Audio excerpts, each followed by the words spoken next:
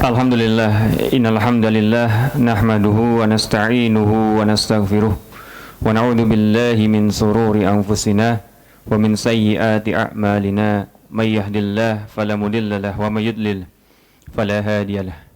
Asyhadu an la ilaha illallah wahdahu la syarika lah wa asyhadu anna Muhammadan abduhu wa rasuluhu la nabiyya wa la rasul. Amma ba'd.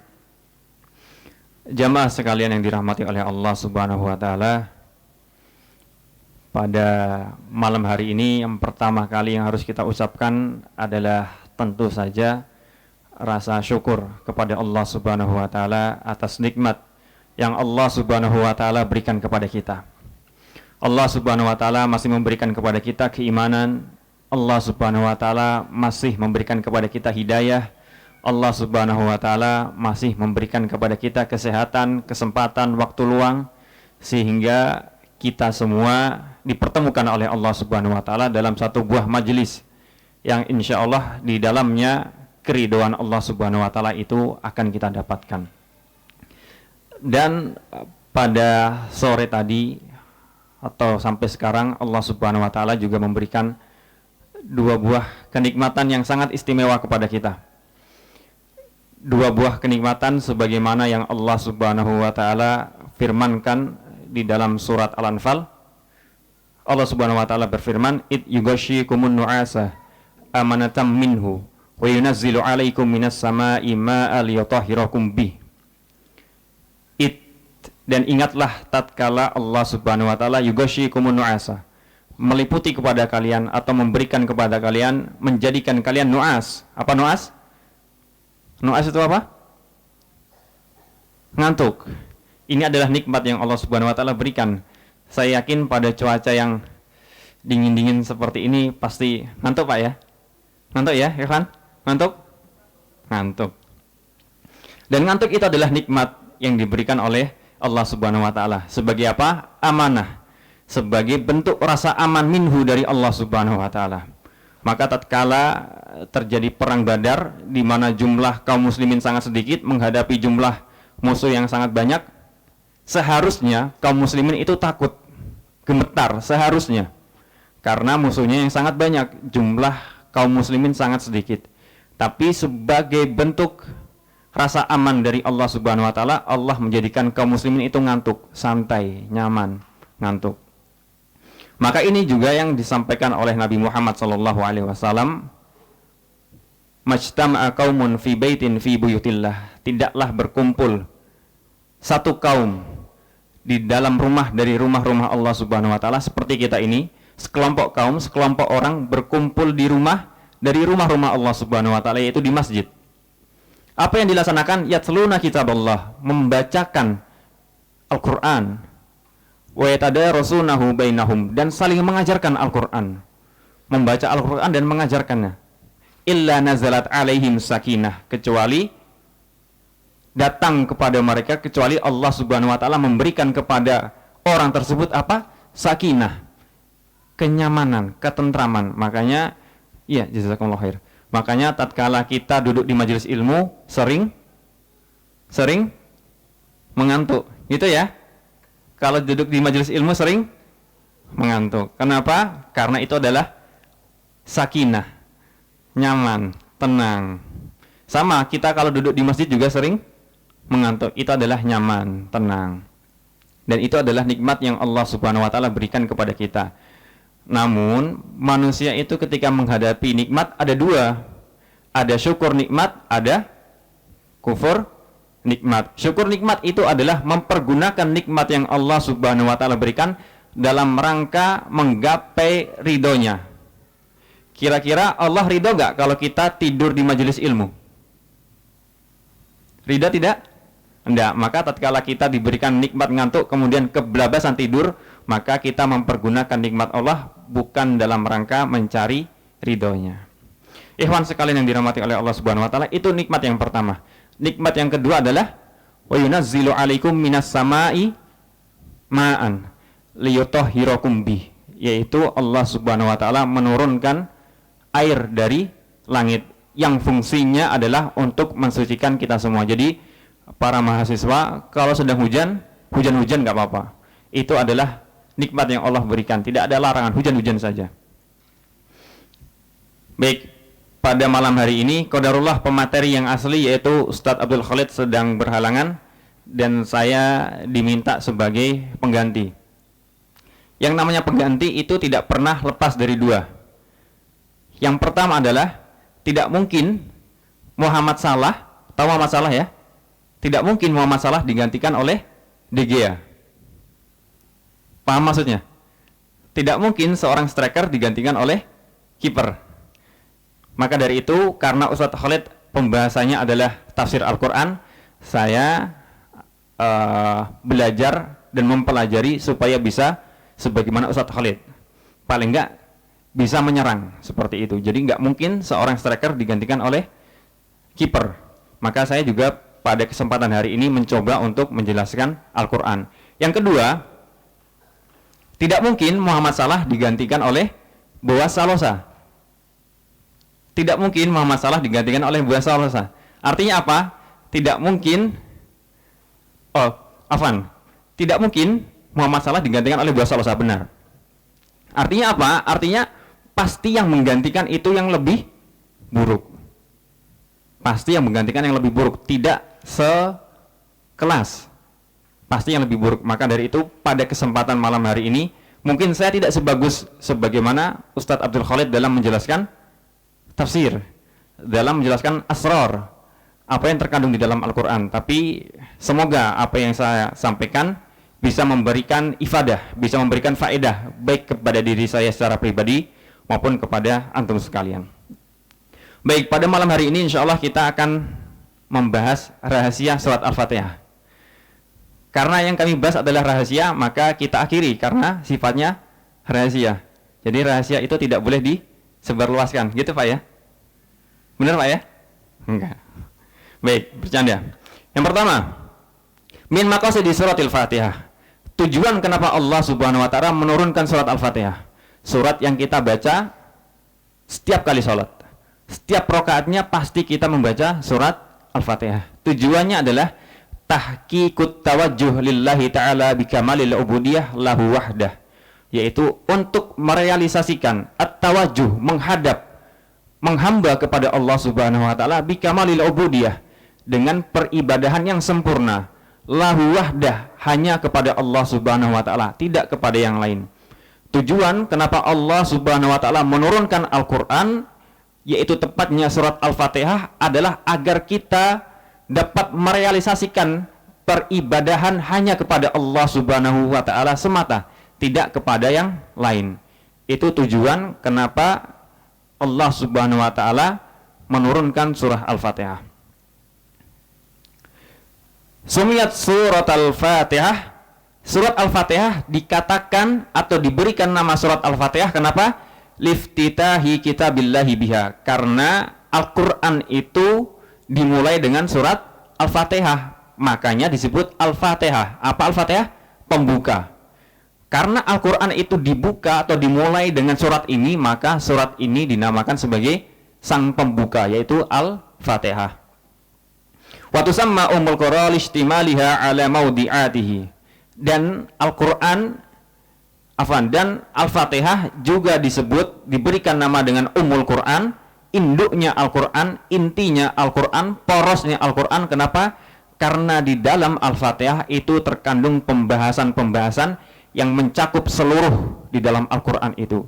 Jadi seluruh pembahasan di dalam Al-Quran itu sudah tercakup di dalam surah Al-Fatihah. Min tauhidillah, dari tauhid kepada Allah Subhanahu wa taala, dan ibadah, dan isyarah ila qasas, dan ada petunjuk kepada kisah. Siratal ladzina an'amta 'alaihim ghairil maghdubi 'alaihim waladdallin. Maka itu ada isyarah kepada kisahnya kaum Yahudi dan kisahnya kaum Nasrani. Wa hiya a'damu surah fil Qur'an, dan Al-Fatihah adalah surah paling agung di dalam Al-Qur'an. Wa hiya as-sab'u al-masani, dan Al-Fatihah juga disebut sebagai as-sab'u al-masani. Apa artinya? As-sab'u al-masani, 7 yang diulang-ulang. Artinya adalah Al-Fatihah itu ayatnya ada 7 dan ia diulang-ulang setiap kali kita melaksanakan sholat. Ayat pertama, Bismillahirrahmanirrahim, dengan menyebut nama Allah Subhanahu wa taala Ar-Rahman Ar-Rahim, yang Maha Pengasih lagi Maha Penyayang. Artinya adalah bismillah, dengan menyebut nama Allah Subhanahu wa taala abda'u qiraatal Qur'an, aku memulai membaca Al-Qur'an. Jadi kenapa Bismillahirrahmanirrahim? Artinya akra'u Bismillahirrahmanirrahim, aku membaca Al-Qur'an dengan menyebut nama Allah Subhanahu wa taala yang Maha Pengasih lagi Maha Penyayang. Itu artinya Bismillahirrahmanirrahim, aku membaca Al-Qur'an dengan menyebut nama Allah Subhanahu wa taala yang Maha Pengasih lagi Maha Penyayang. Musta'inan bihi ta'ala wa mutabarrokan bi dzikri ismihi. Dalam rangka apa? Dalam rangka meminta pertolongan kepada Allah Subhanahu wa taala dan dalam rangka mencari berkah dengan menyebut namanya. Waqad tadammanat al-basmalah salah satu min asma'illahi al-husna, dan di dalam Bismillahirrahmanirrahim itu terkandung 3 nama Allah Subhanahu wa taala yang paling utama. Yang pertama adalah nama Allah, Allah itu sendiri. Maksudnya adalah Al-Ilah, Rabb, Tuhan, Al-Ma'bud bihaqqin, yaitu yang berhak untuk diibadahi. Allah adalah yang berhak, yang layak, yang pantas, yang harus untuk diibadahi.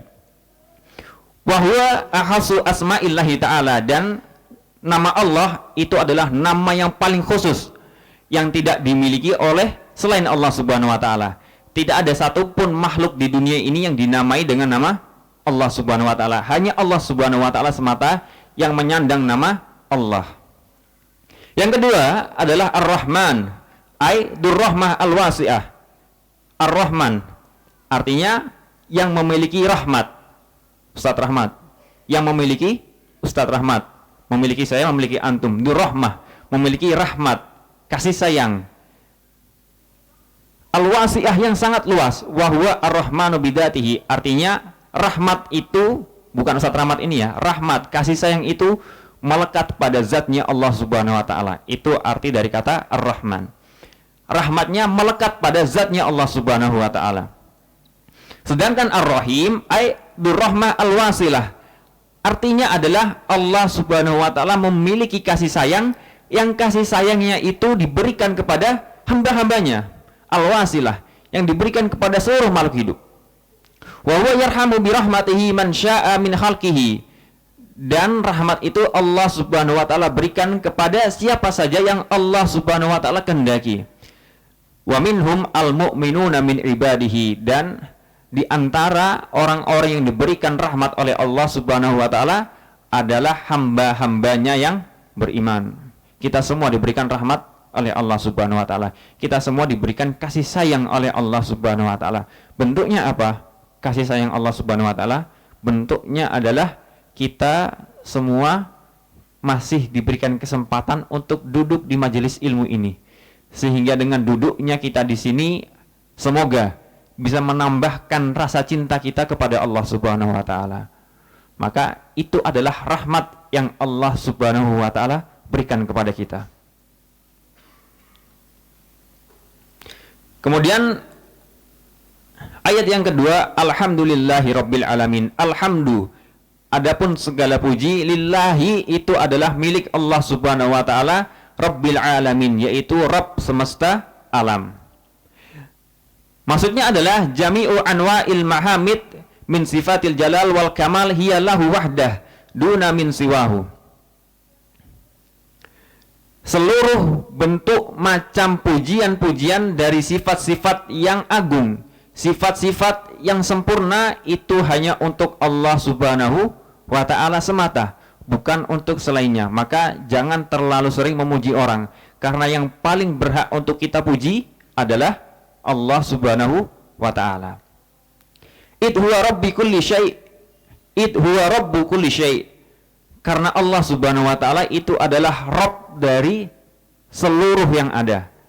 Rabb kita semua, Rabb apa yang ada di langit dan apa yang ada di bumi, Allah lah yang memilikinya. wa khaliquhu, dan Allah lah yang menciptakannya, wa mudabbirahu, dan Allah lah yang mengatur urusannya. Siapa yang mengatur urusan pernikahan antum, ahi? Siapa yang mengatur urusan pernikahan antum? KUA. Allah lah yang mengaturnya. Dengan siapa? Allah lah yang mengaturnya. Siapa yang mengatur kelulusan antum? Ustaz Rahmat? Lah, Allah lah yang mengaturnya. Allah lah yang mengatur segala urusan kita. Maka tatkala kita punya masalah, tatkala kita punya keinginan, maka pastikan Allah lah yang pertama kali kita beritahu. Ketika kita punya keinginan, ketika kita punya masalah, maka pastikanlah Allah lah yang pertama kali kita beritahu. Dan sebaik-baik waktu, keadaan, tempat untuk memberitahukan masalah kita kepada Allah Subhanahu wa taala adalah saat kita berada di posisi paling dekat dengan Allah Subhanahu wa taala. Dan posisi paling dekat dengan Allah Subhanahu wa taala itu adalah ketika kita sedang bersujud kepada Allah Subhanahu wa taala. Maka pastikan dalam sujud kita berdoa memohon kepada Allah Subhanahu wa taala. Kemudian ayat yang ketiga, Ar-Rahman Ar-Rahim.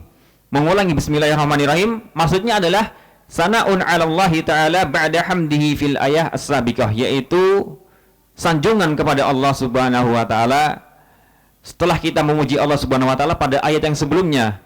Ayat yang sebelumnya adalah alhamdulillah, kita memuji Allah Subhanahu wa taala. Kemudian ayat setelahnya Ar-Rahman Ar-Rahim, yaitu sanjungan kepada Allah Subhanahu wa taala. Kita ulangi lagi. Kita rayu lagi Allah Subhanahu wa taala, Ar-Rahman Ar-Rahim, wahai Engkau yang Maha Pengasih lagi Maha Penyayang. Sekali lagi kita rayu, kita ulang. Maliki Yaumiddin. Malik yaitu pemilik, Yaumiddin hari kiamat. Tamjidu lillahi ta'ala bi annahu al-Malik. Kita melakukan pemujaan kepada Allah Subhanahu wa taala bahwasanya Allah Subhanahu wa taala adalah al-Malik li kulli ma fi yaumil qiyamah. Bahwasanya Allah Subhanahu wa taala adalah pemilik dari segala sesuatu yang ada pada hari kiamat. Segala sesuatu yang ada pada hari kiamat Allah lah yang memilikinya. Haitsu la tamliku nafsun li nafsin syai'ah, yang bahkan tidak ada seorang pun pada hari itu yang bisa menolong orang lain. Jangankan menolong orang lain, menolong dirinya sendiri saja tidak bisa. Dan Allah lah yang memilikinya. Maka tatkala kita dekat dengan Allah Subhanahu wa taala, kita menjadi kekasih Allah Subhanahu wa taala, maka tatkala pada hari kiamat kita mendapatkan sesuatu yang susah, maka pemilik kita yang cinta kepada kita pasti akan menolong kita. Maka pastikan Allah Subhanahu wa taala itu mencintai kita. Pastikan Allah Subhanahu wa taala itu menjaga kita. Caranya bagaimana? Ihfadillah yahfadka. Jagalah Allah, maka Allah Subhanahu wa taala pasti akan menjaga kita. Bagaimana cara kita menjaga Allah Subhanahu wa taala? Yaitu dengan menjaga hak-haknya Allah Subhanahu wa taala, terutama hak-hak prioritas Allah Subhanahu wa taala. Bahwasanya Allah Subhanahu wa taala itu berhak untuk diibadahi oleh hamba-hambanya dengan peribadatan yang ikhlas, tulus dari hati yang paling dalam. Dan Allah Subhanahu wa taala berhak diibadahi dengan ilmu yang benar, bukan dengan hawa nafsu. Saya ingin sholat karena saya cinta kepada Allah, saya sholat subuh 4 rakaat. Karena cinta saya kepada Allah Subhanahu wa taala 2 rakaat kurang. Saya mau beribadah kepada Allah, sholat subuh 4 rakaat. Maka peribadahan ini sudah benar, ikhlas, tapi tidak sesuai dengan ilmu, maka tertolak. Maka harus 2 peribadahan itu. Yang pertama tulus ikhlas karena cinta kepada Allah Subhanahu wa taala. Yang kedua sesuai dengan apa yang diajarkan oleh Nabi Muhammad sallallahu alaihi wasallam. Fayaumuddin, maka yang disebut sebagai yaumuddin adalah yaumal jaza wal hisab, yaitu hari pembalasan dan hari perhitungan. Iyyaka na'budu wa iyyaka nasta'in. Hanya kepadamu lah wahai Allah Subhanahu wa taala na'bud, kita beribadah. Wa iyyaka nasta'in, dan hanya kepadamu lah wahai Allah nasta'in, kita meminta pertolongan. Ini 2 ayat yang sangat penting. Maksudnya adalah nahussuka wahdaka bi anwa'il ibadah wa ta'ah. Kami mengkhususkan hanya kepadamu wahai Allah segala bentuk macam peribadahan dan ketaatan. Maka peribadahan dan ketaatan kita khususkan hanya kepada Allah Subhanahu wa taala, bukan kepada yang lain. Jangan mentang-mentang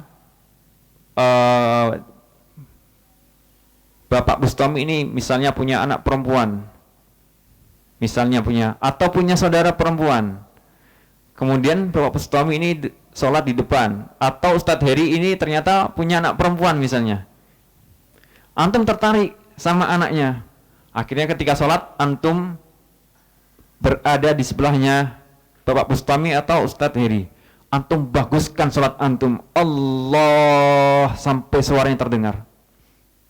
Maka itu salatnya untuk siapa? Salatnya untuk siapa? Salatnya bukan untuk Allah, bukan ikhlas kepada Allah. Maka pastikan bahwasanya wahdaka bi anwa'il ibadah wa ta'ah. Segala bentuk macam peribadahan dan ketaatan itu hanya kepada Allah Subhanahu wa taala.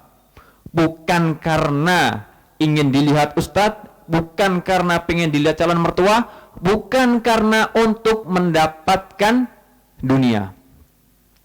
Sering kami sampaikan kepada mahasiswa, semoga masih ingat. Wa min tarbiyatillahi lakum, dan dari tanda-tanda bahwasanya Allah Subhanahu wa taala itu memberikan tarbiyah kepada kita, memberikan pendidikan kepada kita adalah hina matakumu bil ibadah. Tatkala kita semua itu tatkala kita semua itu melaksanakan satu buah ibadah. Hina matakumu bil ibadah, kita melaksanakan satu buah ibadah. Tapi ibadah itu li ajli dunia. Ibadah itu kita laksanakan untuk mendapatkan dunia. Yang kita inginkan, yang kita harapkan dari ibadah itu adalah balasan di dunia, bukan balasan di akhirat. Kita rajin sholat supaya istri kita cantik, memohon istri kita cantik misalnya, mendapatkan mobil misalnya, atau dan lain sebagainya. Atau kita mencari ilmu tapi supaya kita mendapatkan gelar, supaya kita dianggap ustadz dan lain sebagainya. Hina matakumu bil ibadah li ajli dunya. Ketika satu buah ibadah itu kita niatkan untuk mencari dunia, apa yang terjadi? Yuharrimukallahu dunia. Maka Allah Subhanahu wa taala akan mengharamkan dunia bagi orang tersebut. Hatta yauda al-ikhlasu fi qalbi. Sampai kapan Allah Subhanahu wa taala mengharamkan dunia? Sampai ikhlas itu kembali kepada hati. Wa ta'tadul ibadah lillahi ta'ala. Dan sampai ibadah itu terbiasa hanya untuk Allah Subhanahu wa taala. Allah Subhanahu wa taala akan mengharamkan dunia bagi mereka yang beribadah tapi untuk mengejar dunia, sampai mereka beribadah hanya untuk ikhlas kepada Allah Subhanahu wa taala. Summa yu'tika dunya walam yujiska. Kemudian Allah Subhanahu wa taala ketika melihat kita semua sudah beribadah ikhlas kepada Allah Subhanahu wa taala, tidak ada iming-iming lagi, maka Allah Subhanahu wa taala akan memberikan kita dunia, dan dunia itu tidak akan membuat kita lemah dari beribadah kepada Allah Subhanahu wa taala. Maka lihat ikhwah, banyak orang-orang salih yang kemudian tatkala Allah Subhanahu wa taala memberikan kepada mereka dunia, ibadah mereka menurun. Mereka disibukkan kepada dunia, mereka disibukkan dengan pekerjaannya, mereka disibukkan dengan anak istrinya. Berapa banyak orang yang ketika istrinya satu solih sekali, sholat malam tiap hari, ketika istrinya sudah nambah 2, 3, 4, sholat malam jadi ditinggalkan. Maka inilah yang dikatakan dunia itu melemahkan.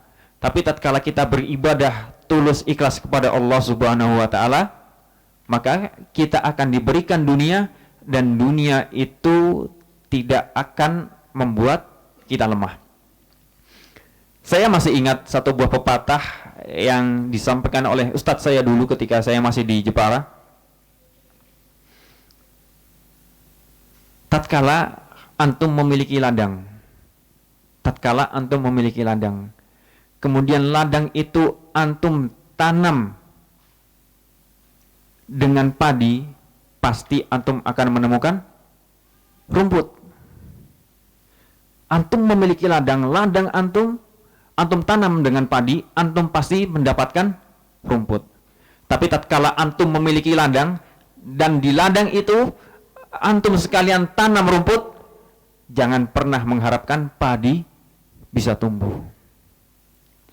Tatkala antum prioritasnya itu adalah ikhlas kepada Allah Subhanahu wa taala, beribadah kepada Allah Subhanahu wa taala, maka dunia pasti akan didapatkan.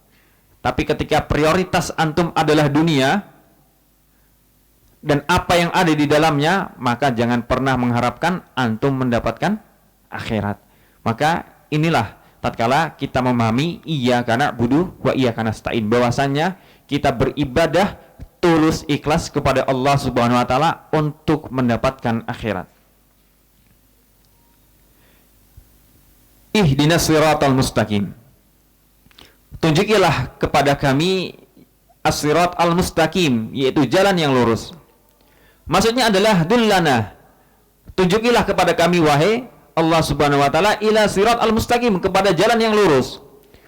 Wasluk binafih, dan biarkan kami berjalan di atasnya, tuntunlah kami untuk berada di jalan tersebut. Wasabbitna alaihi, dan tetapkanlah kami supaya kami itu tidak melewati jalan yang lain kecuali jalan yang lurus tersebut.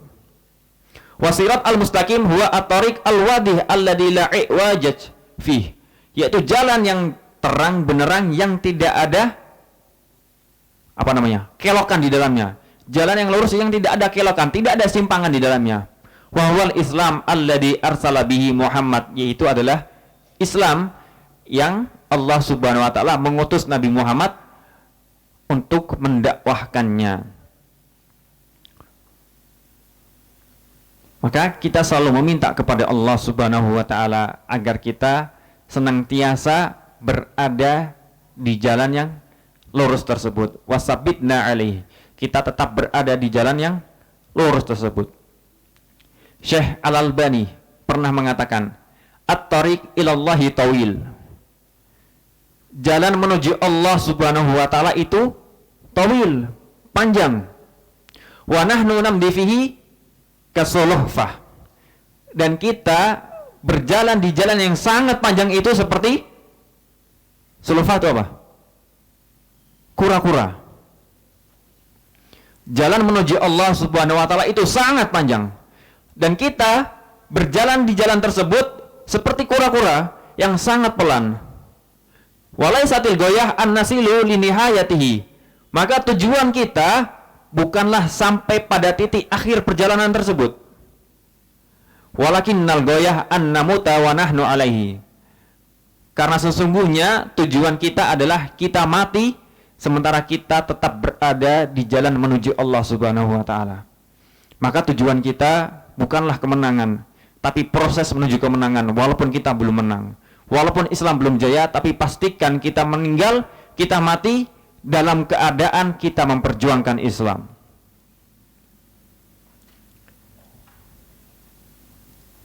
Siratal ladzina an'amta 'alaihim ghairil maghdubi 'alaihim waladdallin, yaitu jalan yang engkau berikan nikmat atas mereka, bukan jalan yang mereka engkau murkai, dan juga bukan jalan yang mereka itu sesat di atasnya. Maksudnya adalah tariqul ladzi an'amta 'alaihim min ibadika bihidayatihim, yaitu jalan yang engkau berikan nikmat kepada mereka dari hamba-hambamu yang engkau berikan hidayah kepada mereka, seperti para nabi, para siddiqin, para syuhada, para salihin, wa hasuna ulaika rafiqa, dan mereka adalah sebaik-baik teman. Bukan jalan yang engkau murkai, seperti mereka yang telah mengetahui kebenaran walam yattabi'uhu, seperti mereka yang telah mengetahui kebenaran tapi mereka enggan untuk mengikuti kebenaran. Sudah tahu mana yang benar tapi tidak mau mengikuti mana yang benar. Sudah tahu itu salah tapi masih melaksanakan kesalahan tersebut. Wa ghairu tariqidh dhalin, dan bukan jalan orang yang sesat, anil haqqi, dari kebenaran, alladzi lam yahtadu ilaihi litafritihim fi talabil haqqi wal ihtida'i ilaihi kan nasara, bukan jalan orang-orang yang sesat, yang mereka itu berlebihan dalam mencari kebenaran, padahal kebenaran itu belum sampai kepada mereka. Mereka berlebihan sehingga mereka melaksanakan ibadah-ibadah yang pada dasarnya itu belum diperintahkan kepada mereka, seperti orang-orang Nasrani yang mereka berlebih-lebihan dalam mengagungkan Nabi, sehingga Nabi pun dianggap sebagai anak Allah Subhanahu wa taala. Min fawaidil ayah. Ayat ini memberikan beberapa faedah. Yang pertama adalah iftatahallahu taala kitabahu bil basmalah. Bahwasanya Allah Subhanahu wa taala membuka Al-Qur'an dengan bacaan basmalah. Kenapa? Untuk memberikan petunjuk kepada hamba-hambanya, ayyabda'u a'malahum wa aqwalahum biha talaban li'aunihi wa taufiqihi, yaitu untuk memberikan petunjuk kepada hamba-hambanya supaya kita semua tatkala kita memulai satu buah pekerjaan atau memulai satu buah perkataan, maka lebih bagusnya kita memulainya dengan mengucapkan basmalah, talaban li'aunihi wa taufiqihi, dalam rangka kita meminta pertolongan Allah Subhanahu wa taala dan kita meminta taufik. Qadarullah, raihan taufik baru datang. Pas disebutkan. Yang kedua, faedah yang kedua adalah min hadi ibadillahi salihin, dan dari petunjuk para orang-orang salih itu adalah ketika mereka berdoa, al-bada'u bitamjidillahi wa sana'i alaihi subhanahu summa liyushri fit tolab. Orang-orang salih ketika mereka berdoa, mereka memulai dengan memuji dan menyanjung Allah Subhanahu wa taala dengan nama-namanya yang baik. Maka tatkala kita semua memiliki keinginan, kita memiliki keinginan untuk mendapatkan ilmu, kita memiliki keinginan untuk mendapatkan istri yang salih, maka berdoalah kepada Allah Subhanahu wa taala dengan wasilah nama-nama Allah yang baik. Sebutkan nama-nama Allah. Yang ketiga, tahdirul muslimina minat taksiri fi talabil haqqi kan nasara ad-dhalin aw adamil amal bil haqqi alladhi arafuhu kal yahud wal magdubi alaihim. Yaitu Allah Subhanahu wa taala memberikan peringatan kepada kita semua agar tidak menjadi seperti orang-orang Nasrani yang sesat dalam beribadah, dan tidak seperti orang-orang Yahudi yang mereka mengetahui kebenaran tapi mereka tidak mau melaksanakan kebenaran tersebut. Kemudian yang terakhir, dalat surah ala anna kamalil iman yakunu bi ikhlasil ibadah lillahi ta'ala wa talabil aun minhu wahdahu duna siwa. Bahwasanya surat Al-Fatihah itu menunjukkan bahwasanya kesempurnaan iman itu bisa diraih tatkala kita ikhlas beribadah kepada Allah Subhanahu wa taala dan meminta pertolongan hanya kepadanya semata, bukan kepada selainnya.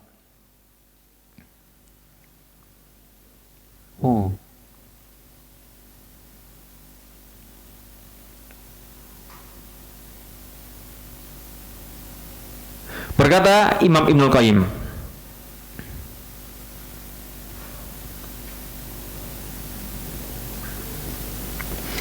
hatta kila, sampai dikatakan anzalallahu mi'ata kitabin wa arba'ata kutubin, bahwasanya dikatakan bahwasanya Allah Subhanahu wa taala itu menurunkan kitab suci sampai 104 kitab. Wa jama'a ma'aniyaha fi Taurati wal Injili wal Quran, akan tetapi makna-makna yang ada di dalam 104 kitab tersebut sudah tercakup di dalam Taurat, Injil dan Al-Quran. Wa jama'a ma'aniya hadhil kutub as-salasah fil Quran, dan makna ketiga kitab ini sudah Allah Subhanahu wa taala kumpulkan di dalam Al-Quran. Jadi Allah Subhanahu wa taala menurunkan 104 Al-Quran, yang 104 Al-Quran itu ketika makna-maknanya digabungkan, dikumpulkan, maka sudah termaktub di dalam Taurat, Injil dan Al-Quran. Dan makna-makna di dalam Taurat, Injil dan Al-Quran itu sudah tercakup di dalam Al-Quran itu sendiri. Wa jama'a ma'ani Al-Quran fil mufassal, dan makna-makna Al-Quran itu sudah tercakup di dalam surat-surat al-mufassal, surat-surat pendek. Wa jama'a ma'ani al-mufassal fil Fatihah, dan surat-surat pendek maknanya itu sudah tercakup di dalam surah Al-Fatihah. Wa ma'ani Al-Fatihah, dan makna yang tercakup di dalam Al-Fatihah itu sudah terkandung di dalam firman-Nya, iyyaka na'budu wa iyyaka nasta'in. Azan ya? Silakan muazin, mungkin azan dulu. Wahuma, dan adapun keduanya yaitu iyyaka na'bud wa iyyaka nasta'in, hanya kepadamu lah wahai Allah kami beribadah dan hanya kepadamu lah kami meminta tolong. Al kalimatani al maksumatani adalah dua kalimat yang Allah Subhanahu wa taala bagi baina rabbi wa baina abdihi nisfaini, yaitu setengah adalah miliknya Allah Subhanahu wa taala, iyyaka na'bud itu miliknya Allah Subhanahu wa taala, dan setengah adalah miliknya kita semua, iyyaka nasta'in, hanya kepadamu lah wahai Allah kita meminta tolong.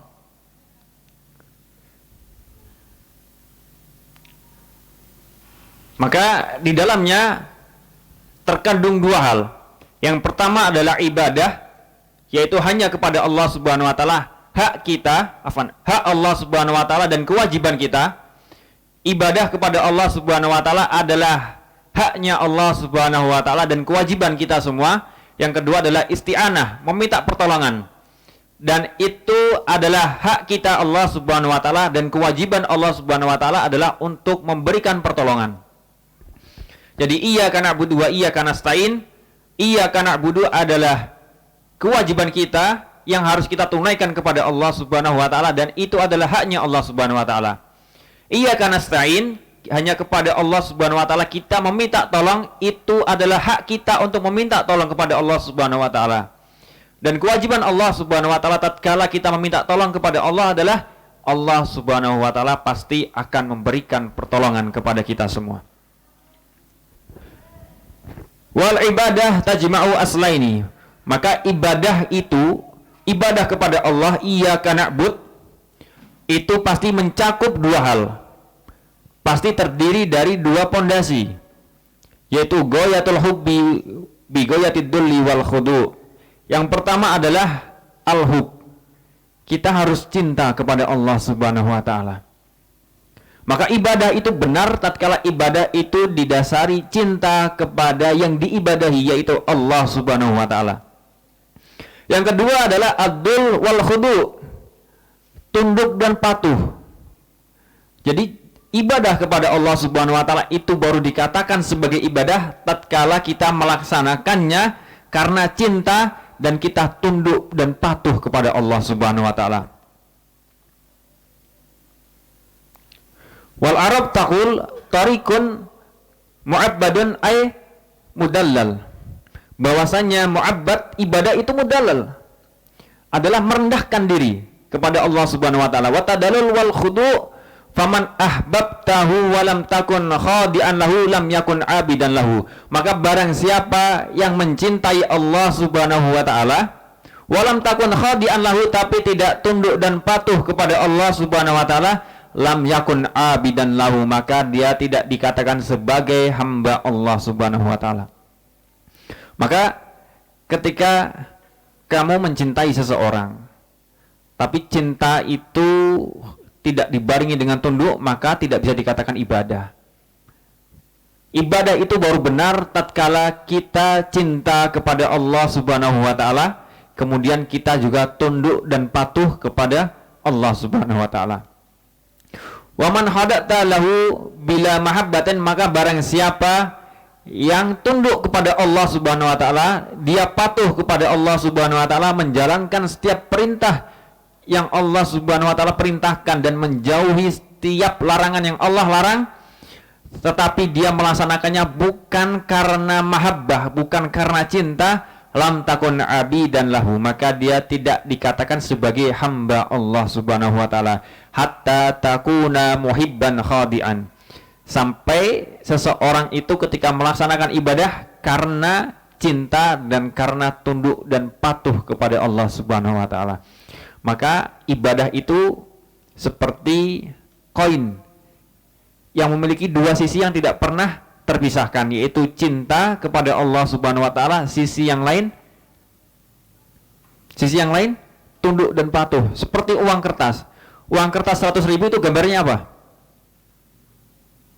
Presiden. Presiden siapa? Soekarno. Sebaliknya apa? Yang baliknya apa? Gambar apa? Gambar apa? Gak ada yang tahu? Oh, berarti gak punya nih. Apa? Kepulauan. 100.000, 100.000. Yang warna merah. Kalau yang nggak tahu yang warna merah, gambar apa? Gak ada yang tahu? Ada yang punya? Yang punya angkat tangan? Ada yang punya? Yang belakang ada yang punya, Bu? Ada. Itu silakan, ada kotak infak, Ibu. Kalaulah misalnya uang 100.000 itu gambar presidennya hilang. Gambar presidennya hilang. Gambarnya cuma sebaliknya. Kira-kira kalau kita buat untuk jual beli laku tidak? Laku tidak? Tidak laku. Maka seperti itulah ibadah kepada Allah Subhanahu wa taala. Kalau salah satu sisinya hilang, maka ibadah itu jadi tidak berlaku. Maka ibadah itu baru bisa benar tatkala kita cinta kepada Allah dan kita tunduk patuh kepadanya. Wa iyyaka nasta'in wal isti'anah tajma'u aslaini. Maka seperti halnya ibadah, isti'anah meminta tolong kepada Allah Subhanahu wa taala juga harus ada dua pondasi. Yang pertama asiqatu billah, yaitu percaya kepada Allah Subhanahu wa taala. Yang kedua adalah wal i'timadu alaihi, yaitu bersandar kepada Allah Subhanahu wa taala.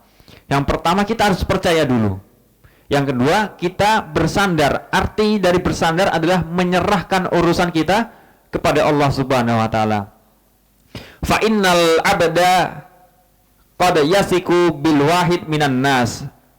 Sungguh seorang hamba itu terkadang menyerahkan atau dia mempercayakan kepada seseorang. Wala ya'tamidu alaihi fi umurihi. Tapi dia tidak menyerahkan urusan. Dia percaya bahwasanya orang lain bisa membantunya. Saya percaya Ustadz Rahmat bisa membantu saya. Saya percaya Ustadz Hanafi bisa membantu saya. Tapi saya tidak menyerahkan urusan saya kepada Ustadz Rahmat atau Ustadz Hanafi. Maka itu tidak dikatakan sebagai isti'anah. Ma'asikati bihi listiknaihi anhu. Karena mungkin saya merasa saya sudah cukup. Saya tidak membutuhkan Ustadz Rahmat dan saya tidak membutuhkan Ustadz Hanafi. Jadi saya tidak membutuhkan pertolongan mereka. Walaupun saya percaya mereka bisa menolong. Maka isti'anah itu harus sikoh dan iktimad. Percaya bahwasanya Allah Subhanahu wa taala bisa menolong, dapat menolong, dan kita menyerahkan semua urusan kita kepada Allah Subhanahu wa taala. Wa qad ya'tamidu alaihi ma'adami sikoh bihi lihajatihi ilahi. Dan terkadang seseorang itu dia menyerahkan urusannya kepada orang lain, tapi dia tidak percaya kepadanya. Kayaknya tidak bisa dia diberikan amanah ini. Tapi karena dia butuh kepada seseorang, dia serahkan. Sudahlah, saya serahkan saja kepadanya. Wali adami man yakumu maqamahu, karena tidak ada orang lain lagi yang bisa mengerjakannya. Fayahtaju ila i'timadi alaihi, dan ia butuh untuk menyandarkan urusannya ma'annahu ghairu wasiqin bih, padahal pada aslinya dia tidak percaya pada orang tersebut. Maka yang dikatakan isti'anah, kita meminta tolong kepada Allah Subhanahu wa taala, pertama kita harus yakin dulu. Kita harus percaya dulu.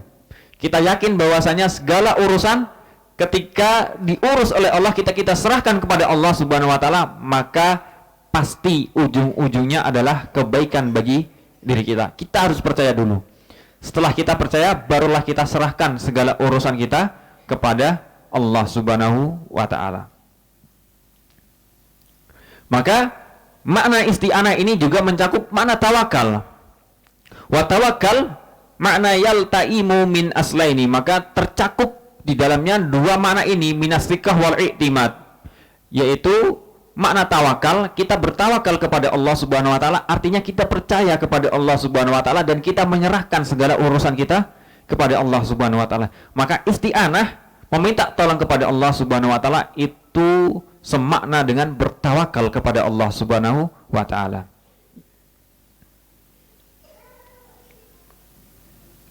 Kemudian ada pertanyaan, limada taqdimu al-ibadah ala isti'anah fil Fatihah? Kenapa di dalam surat Al-Fatihah itu iyyaka na'budu wa iyyaka nasta'in, bukan iyyaka nasta'inu wa iyyaka na'bud? Kenapa iyyaka na'budu terlebih dahulu, bukan iyyaka nasta'in? Kenapa tidak iyyaka nasta'in di depan kemudian iyyaka na'bud? Karena yang pertama taqdimul ghayah alal wasail. Karena ibadah iyyaka na'bud itu adalah tujuan diciptakannya manusia. Wa ma khalaqtul jin wal ins illa liya'budun. Tujuan kita diciptakan oleh Allah Subhanahu wa taala adalah untuk beribadah. Maka ibadah itu adalah satu buah tujuan, dan tujuan harus didahulukan daripada wasilah yang mengantarkan kepada tujuan. Al ibadah ghayatul ibad allati khuliqulaha wal isti'anah wasilatun ilaiha, dan isti'anah meminta tolong itu hanya satu wasilah agar kita bisa beribadah kepada Allah Subhanahu wa taala. Itu alasan pertama. Alasan yang kedua adalah li'annal ibadah al-mutlaqah tatadammanu al-isti'anah min ghairi aksin. Karena beribadah secara mutlak itu dia mengandung isti'anah. Jadi tatkala kita beribadah dengan benar, maka di dalamnya pasti mengandung permintaan tolong kepada Allah Subhanahu wa taala. Tapi tidak semua yang meminta tolong kepada Allah Subhanahu wa taala itu adalah ibadah. Tatkala kita beribadah kepada Allah, pasti kita meminta tolong. Tapi tatkala kita meminta tolong, belum tentu itu adalah ibadah. Faqulu abidin lillahi ubudiyatan tamatan musta'inun bihi walayan akis. Maka setiap hamba yang beribadah kepada Allah dengan peribadahan yang sempurna, maka dia pasti musta'inun, dia pasti akan meminta tolong kepada Allah Subhanahu wa taala. Dan tidak sebaliknya, li'anna sahibal aqradi wasyahwat qad yasta'inu bihi ala syahwatihi fakanatil ibadah akmalu atam. Karena orang-orang yang tujuannya, orientasinya adalah dunia dan orientasinya adalah syahwat, dia juga pasti akan meminta tolong kepada Allah Subhanahu wa taala. Tapi meminta tolongnya dia kepada Allah Subhanahu wa taala adalah untuk memenuhi syahwat dan tujuan dunianya. Maka ibadah harus lebih sempurna, yaitu ikhlas. Makanya ibadah didahulukan daripada isti'anah. Li'annal isti'anah juz'un minal ibadah min ghairi aksin. Karena isti'anah itu bagian dari ibadah min ghairi aksin, tanpa sebaliknya. Wali'annal isti'anah tolabun minhu wal ibadah tolabun lahu. Karena isti'anah itu tolabun minhu, kita meminta dari Allah Subhanahu wa taala. Wal ibadah tolabun lahu, dan ibadah itu Allah Subhanahu wa taala memberikan kewajiban kepada kita. Artinya adalah ibadah itu adalah kewajiban dan isti'anah itu adalah hak. Maka kewajiban harus didahulukan daripada hak. Maka kewajiban kita yang sudah menikah, kewajiban kita kepada istri harus didahulukan daripada hak kita atas istri kita. Kewajiban kita kepada istri harus lebih kita dahulukan daripada hak kita kepada istri yang kita dapat dari istri. Sama seorang thalib, seorang penuntut ilmu, kewajiban itu harus lebih didahulukan daripada hak. Hak antum adalah mendapatkan ilmu dari para asatid, dan kewajiban antum adalah membayar SPP. Maka membayar SPP jangan di akhir bulan ya, dahulukan kewajiban. Kewajiban didahulukan baru meminta hak. Itu faedah dari iyyaka na'budu wa iyyaka nasta'in. Kewajiban didahulukan daripada hak.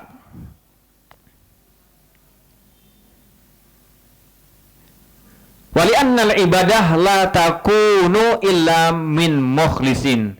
Karena ibadah itu tidak mungkin bisa kecuali dilaksanakan oleh orang-orang yang ikhlas. Wal isti'anah takunu min mukhlisin wa min ghairi mukhlis. Dan meminta tolong itu terkadang seseorang melaksanakannya karena ikhlas maupun karena tidak ikhlas, didorong oleh keadaan. Sudah terpepet baru meminta pertolongan kepada Allah Subhanahu wa ta'ala. Artinya dia butuh paksaan. Sementara ibadah itu tidak dilaksanakan atas dasar kemanusiaan, tapi atas dasar cinta kepada Allah Subhanahu wa taala. Wali annal ibadah haqquhu alladhi aujabahu alaik, karena ibadah itu adalah hak Allah yang diwajibkan atas kita. Wal isti'anah, sedangkan isti'anah adalah talabul aun alal ibadah, yaitu meminta pertolongan agar kita bisa beribadah.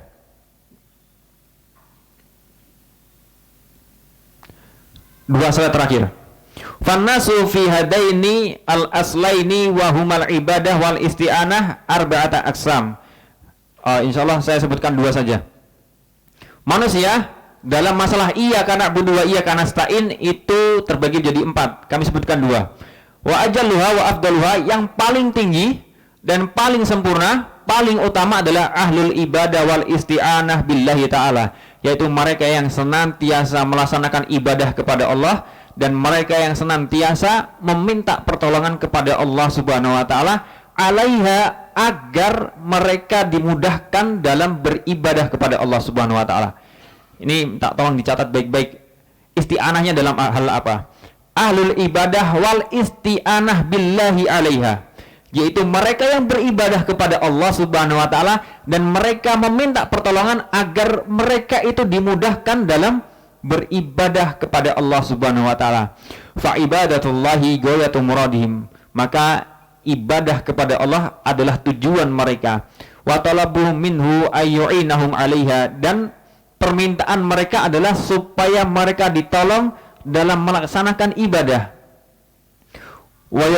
Wa yuwaffiqahum lil qiyami biha, dan mereka meminta taufik agar mereka bisa mendirikan ibadah tersebut. Walihada kana min afdali ma yus'alu ar-rabbu tabaraka wa ta'ala al-i'anatu ala mardatihi.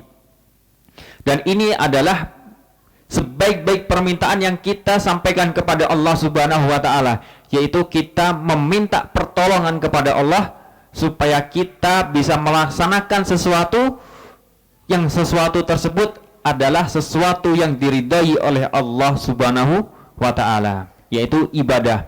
Huwallazi 'allamahu an-nabiyyu sallallahu alaihi wasallam li hubbihi Mu'ad ibni Jabbal radhiyallahu anhu. Dan meminta pertolongan dalam rangka mendapatkan sesuatu yang Allah Subhanahu wa taala ridhoi adalah apa yang diajarkan oleh Nabi Muhammad sallallahu alaihi wasallam kepada seseorang yang dicintai oleh Nabi Muhammad, yaitu Mu'ad ibnu Jabbal radhiyallahu anhu. Faqala Rasulullah sallallahu alaihi wasallam bersabda, "Ya Mu'ad, wahai Mu'ad, wallahi, demi Allah, inni la uhibbuka, sungguh aku mencintaimu." Maka ikhwan sekalian yang dirahmati oleh Allah Subhanahu wa taala, kita jangan jangan risih dengan mengatakan aku mencintaimu kepada sesama lelaki. Karena aku mencintaimu karena Allah Subhanahu wa taala itu adalah apa yang diajarkan oleh Nabi Muhammad sallallahu alaihi wasallam. Karena cinta kita kepada seseorang atas dasar cinta kepada Allah Subhanahu wa taala, bukan atas dasar syahwah. Jadi bedakan cinta LGBT sesama jenis itu dengan cinta karena Allah Subhanahu wa taala. Ketika kita melihat orang-orang solih, maka kita cinta kepada orang-orang soleh tersebut. Sampaikan inni uhibbuka fillah. Sampaikan kepada Ustadz antum, sampaikan kepada abi antum, sampaikan kepada siapapun yang antum cintai karena Allah Subhanahu wa ta'ala. Imam Asy-Syafi'i pernah mengatakan, uhibbus solihin walastu minhum.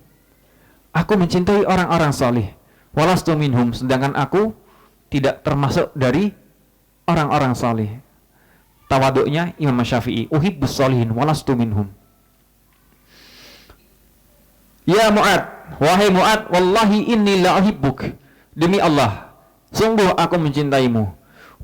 Falatansa, dan jangan lupa antakul dubura kulli shalah, dan jangan lupa engkau selalu berdoa di akhir setiap salat, Allahumma a'inni ala dzikrik, ya Allah, bantulah aku, tolonglah aku agar aku selalu mengingat dirimu. Wa syukrik, dan bantulah aku supaya aku selalu bersyukur kepadamu. Wa husni ibadatik, dan bantulah aku supaya ibadahku itu menjadi bagus, menjadi baik. Maka kita meminta pertolongan yang paling baik adalah meminta pertolongan dalam rangka mendatangkan ridha Allah Subhanahu wa ta'ala.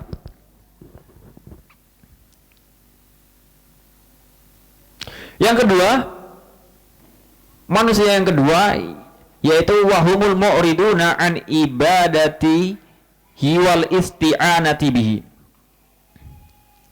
Yang kedua adalah mereka yang menentang, tidak melaksanakan ibadah kepada Allah, tidak pula meminta tolong kepada Allah Subhanahu wa taala. Fala ibadata wala isti'anata, mereka tidak beribadah dan tidak meminta tolong. Bal in sa'alahu ahaduhum wasta'ana bihi fa'ala hududihi wa syahwatihi.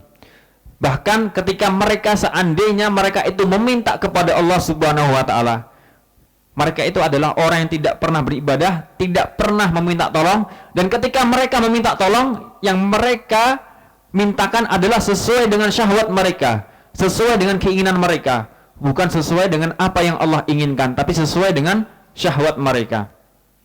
La ala mardati rabbihi wa huquqihi, tidak karena mencari keridhaan Allah dan menegakkan hak-haknya Allah Subhanahu wa taala. Fa innahu subhanahu yas'aluhu man fis samawati wal ard, yas'aluhu awliya'uhu wa a'da'uhu yamuddu haula'i wa haula'i. Sungguh Allah Subhanahu wa taala itu meminta kepadanya, meminta kepada Allah Subhanahu wa taala apa yang ada di langit dan apa yang ada di bumi. Semuanya minta kepada Allah. Baik aulianya, baik para pecinta Allah Subhanahu wa taala, wali-wali Allah Subhanahu wa taala, wa aduhu maupun musuhnya, wa a'da'uhu maupun musuh-musuhnya, musuh Allah Subhanahu wa taala juga meminta kepada Allah Subhanahu wa taala. Wa abghadu khalqihi aduwuhu iblis wa ma'a hadha faqad sa'alahu hajatan fa'atahu iyyah. Wa abghadu khalqihi, sungguh makhluk yang paling dibenci oleh Allah Subhanahu wa taala, musuhnya Allah Subhanahu wa taala siapa? Yaitu iblis.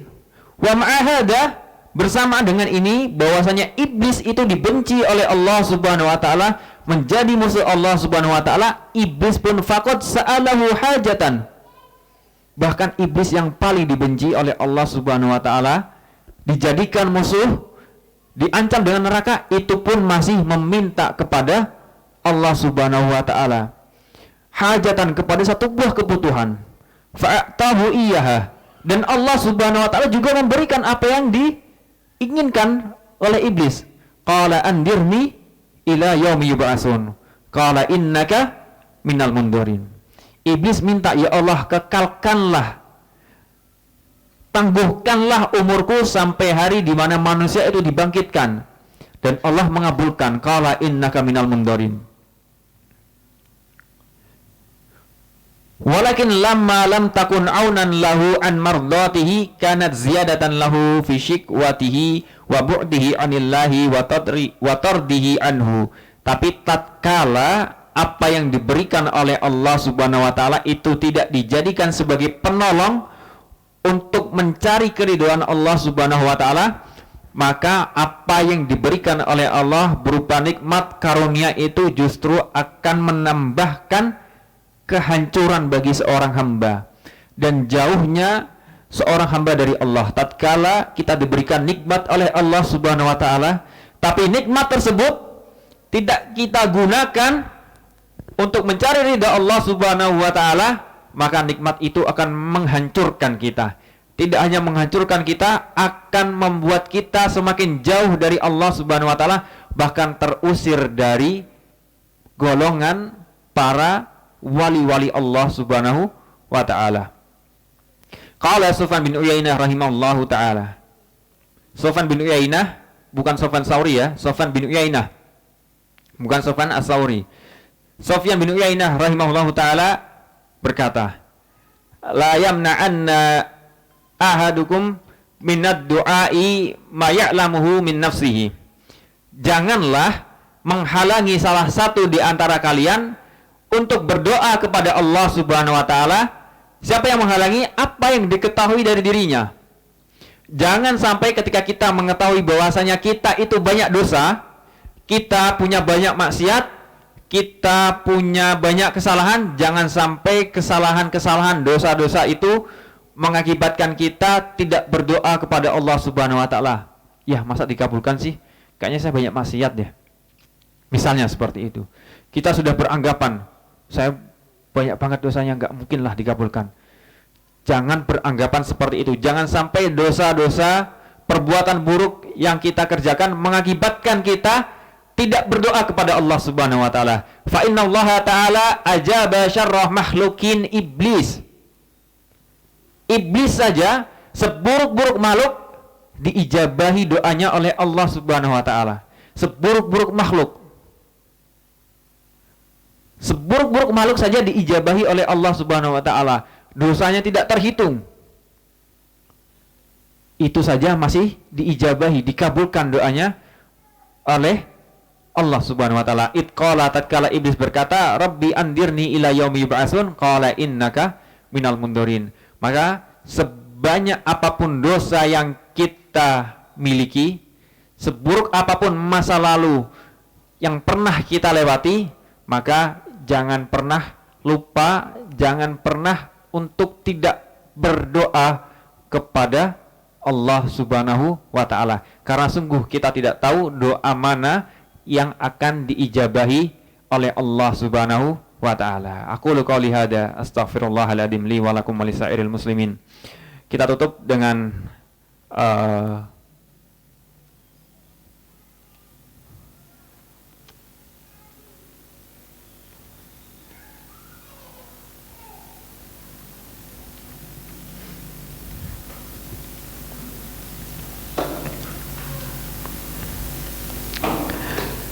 yang ketiga, At-Taurah wal Injil wal Quran.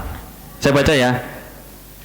Ustadz menjelaskan tentang 104 kitab sudah dikumpulkan dalam kitab Injil, Taurat, dan Al-Quran. Itu yang ketiga, Al-Quran atau Zabur. Al-Quran. Jadi Allah Subhanahu wa ta'ala telah menurunkan 104 kitab. 104 itu maknanya sudah termaktub atau terkumpul dalam 3 kitab, yaitu Taurat, Injil, dan Al-Quran. Ada pertanyaan? Saya lupa nggak menawarkan. Ada pertanyaan? Jangan susah-susah, nanti saya nggak bisa jawab.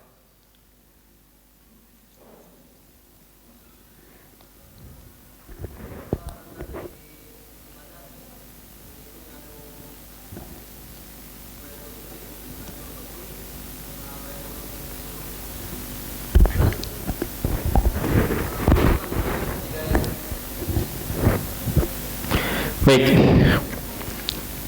Imam Ibnu Taimiyah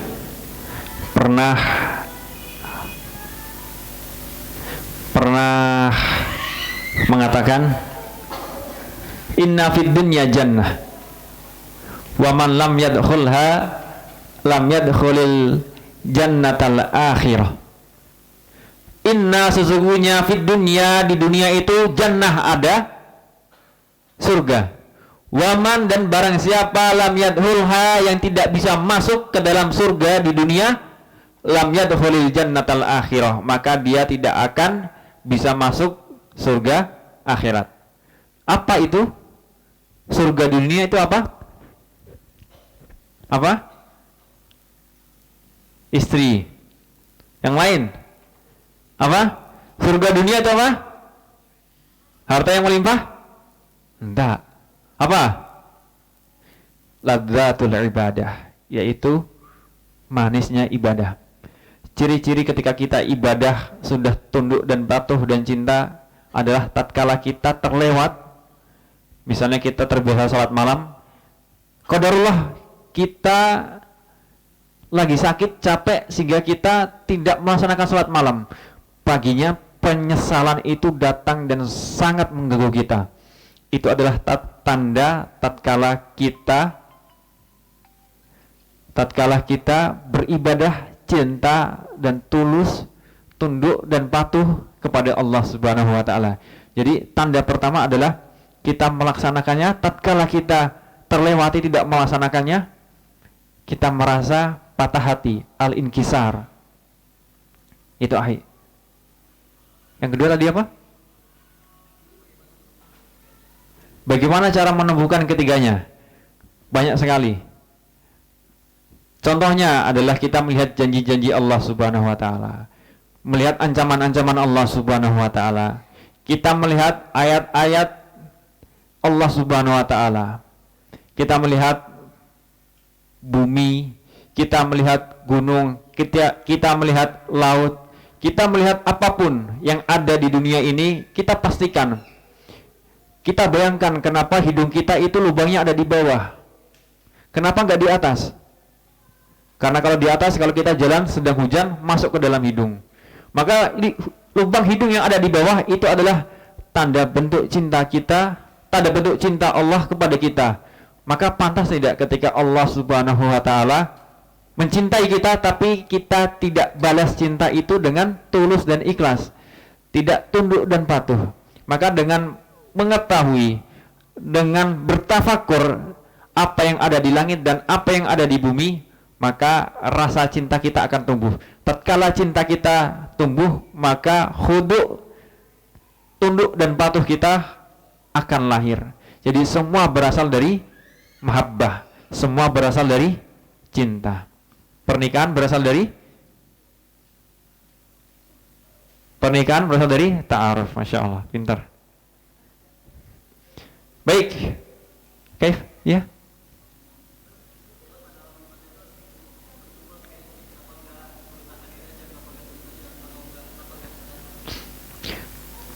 Karena tidak sempurna kalau hanya ada salah satu sisi. Kalau kita tunduk saja, kita sama bos saja juga tunduk, tapi kita gak cinta. Kalau kita cinta saja, kita sama istri juga cinta, tapi kita gak tunduk. Maka kepada Allah harus dibedakan dengan kepada makhluk. Kepada makhluk itu bisa salah satu, tapi kepada Allah Subhanahu wa taala harus dua-duanya.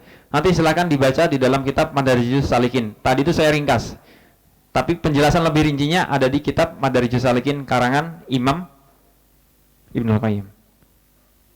Ini ada gambarnya nggak? Ada. Oh, iya.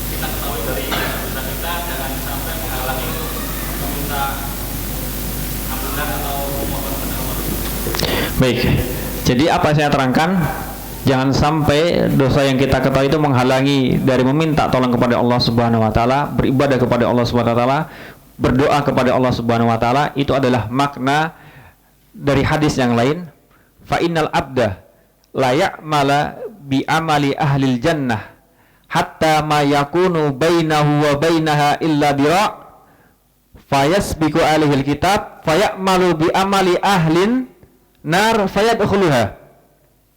Sungguh seorang hamba layak malu bi amali ahlil jannah, dia melaksanakan amalan dari amalan-amalan para penghuni surga.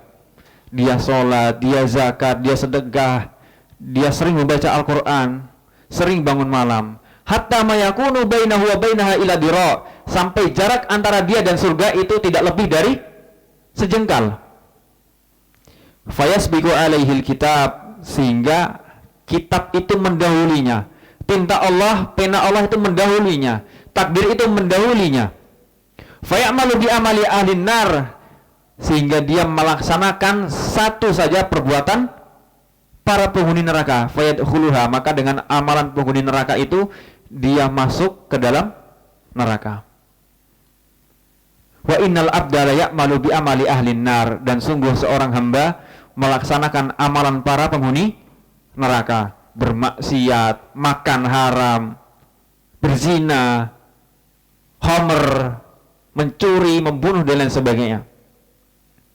Hatta mayakunu bainahu wa bainaha ila dira', sampai jaraknya dia dan neraka tidak lebih dari sejengkal. Dekat sekali antara jarak dia dan neraka. Bagaimana ketika kita melihat, oh itu pasti para penghuni neraka. Kenapa? Karena begitu dekatnya jarak mereka dengan neraka. Fayasbiqu alil kitab fayamalu bi amali alil jannah fayadkhuluha. maka dia melaksanakan satu saja amalan penghuni surga, fayadkhuluha, maka dia masuk ke dalam surga karena amalan tersebut. Apa makna hadis ini? Apa makna hadis ini? Kita mau menyalahkan takdir? Kita mau menyalahkan takdir? Hadis ini adalah hadis yang mengajarkan kepada kita, wahai orang-orang solih, wahai yang rajin sholat, wahai yang rajin puasa, wahai yang rajin zakat, wahai yang rajin infak, jangan sombong, jangan merasa aman, karena kamu tidak mengetahui akhir hidupmu seperti apa. Bisa saja di akhir hidupmu kamu melaksanakan satu buah kemaksiatan dan kamu meninggal di atasnya sehingga kamu masuk ke dalam neraka. Tapi sebaliknya, wahai para orang-orang yang sering bermaksiat kepada Allah Subhanahu wa taala, jangan berputus asa dari rahmat Allah Subhanahu wa taala. Wala tayasu mir rauhillah. Jangan berputus asa dari rahmat Allah Subhanahu wa taala. Walaupun sebanyak apapun dosa yang kamu kerjakan, jangan pernah berputus asa kepada Allah Subhanahu wa taala. Karena kamu tidak mengetahui akhir hidupmu. Bisa saja tatkala kamu berdoa kepada Allah Subhanahu wa taala, dan saat kamu berdoa Allah Subhanahu wa taala mencabut nyawamu, kamu meninggal dalam keadaan menyesal. Kamu meninggal dalam keadaan berdoa kepada Allah Subhanahu wa taala. Mungkin doanya tidak terkabul, tapi ibadahnya tercatat oleh Allah Subhanahu wa taala. Mawane doa itu memang banyak. Melakukan kemaksiatan, makan makanan yang haram, menzalimi orang lain dan lain sebagainya. Itu mawane dari diijabahi doa kita. Tapi bukan satu buah kepastian bahwasanya doa kita pasti tidak dikabulkan oleh Allah Subhanahu wa taala. Toh seandainya doa kita tidak dikabulkan oleh Allah Subhanahu wa taala, tapi kita tetap dihitung dengan doa tersebut, kita tetap dihitung beribadah kepada Allah Subhanahu wa taala. Sebentar Pak, saya punya kitab yang bagus.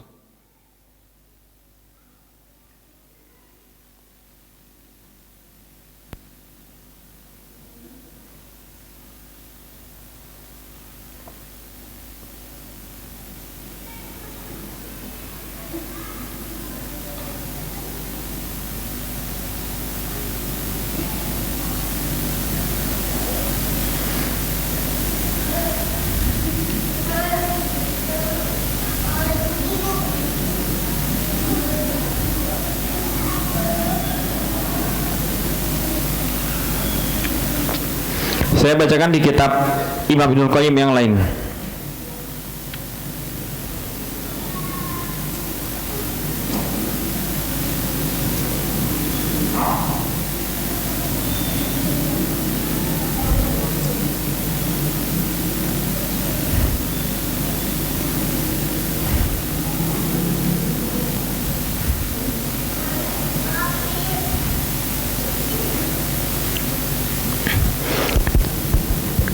Innal abda la ya'malu dhanba yadkhulu bihil jannah. Sesungguhnya seorang hamba, dia benar-benar melaksanakan satu buah dosa, yadkhulu bihi al jannah, tapi dengan dosa yang dia kerjakan justru dia masuk ke dalam surga. Melaksanakan satu buah kemaksiatan, melaksanakan satu buah dosa, tapi dengan dosa dan kemaksiatan yang dia kerjakan, dia masuk ke dalam surga. Wa ya'malul hasanah yadkhulu bihan nar. Dan ada seorang hamba yang dia melaksanakan kebaikan demi kebaikan, tapi dengan kebaikan-kebaikan yang ia kerjakan justru dia dimasukkan ke dalam neraka. Karena dosa-dosa yang ia kerjakan dimasukkan ke dalam surga, karena kemaksiatan, karena kebaikan-kebaikan yang dia kerjakan justru dia masuk ke dalam neraka. Qalu kaifa? Maka dikatakan, "Loh kok bisa?" Maka berkata, ya'malu dhanba fala yazalu nasba'ainihi khaifan minhu mushfiqan wajilan bakiyan nadiban mustahiyan min rabbihi ta'ala. Dia melaksanakan dosa, dia memakan makanan yang haram, kemudian setelah itu dia menyesal, dia menangis, dia patah hati, dia bertobat kepada Allah Subhanahu wa taala, dia inabah kepada Allah Subhanahu wa taala, dia menangis. Di setiap sujudnya dia bertobat kepada Allah Subhanahu wa taala, mengingat kembali apa yang dia kerjakan dari dosa-dosa tersebut, maka dosa yang dia kerjakan menjadi wasilah, menjadi hal yang mengakibatkan dirinya masuk ke dalam surga. Karena dosa, tapi masuk ke dalam surga karena dia menyesali dosanya. Sungguh tatkala kita sakit, tatkala badan kita sakit, maka ada 3 kemungkinan. Kemungkinan yang pertama adalah kita tidak akan sembuh. Kemungkinan yang kedua, kita sembuh dan keadaan kita sama. Kemungkinan yang ketiga, kita sembuh dan kita jauh lebih fit, jauh lebih sehat.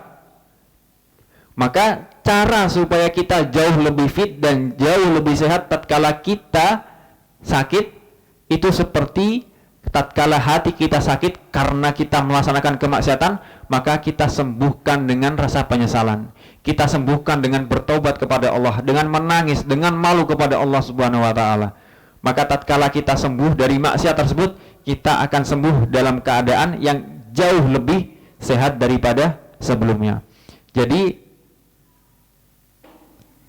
memang bahwasanya Rasulullah Shallallahu Alaihi Wasallam menceritakan bahwasanya ada seorang yang melaksanakan perjalanan safar begitu jauh, rambutnya kusut, pakaiannya kusut, yamuddu yadayhi ila sama, kemudian tangannya ditodongkan ke langit berdoa kepada Allah Subhanahu wa taala, ya Rabbi, wahai Rabbku, ya wahai Rabbku.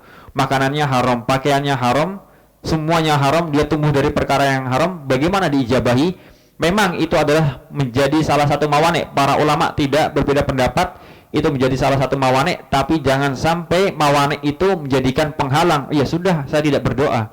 Maka itu berarti kita memutus taufik, kita memutus hidayah dari Allah Subhanahu wa taala. Jangan sampai dosa yang kita laksanakan menjadi pemutus dari kita meminta hidayah dari Allah Subhanahu wa taala. Gitu Pak ya. Jazakumullah khair. Afwan Pak, ini kalau kepanjangan menjelaskannya. Tidak ada pertanyaan lain ya? Kayaknya sudah terlalu panjang. Kita akhiri dengan kafaratul majelis. Subhanakallahumma wa bihamdika asyhadu an la ilaha illa anta astaghfiruka wa atubu ilaik. Assalamualaikum warahmatullahi wabarakatuh.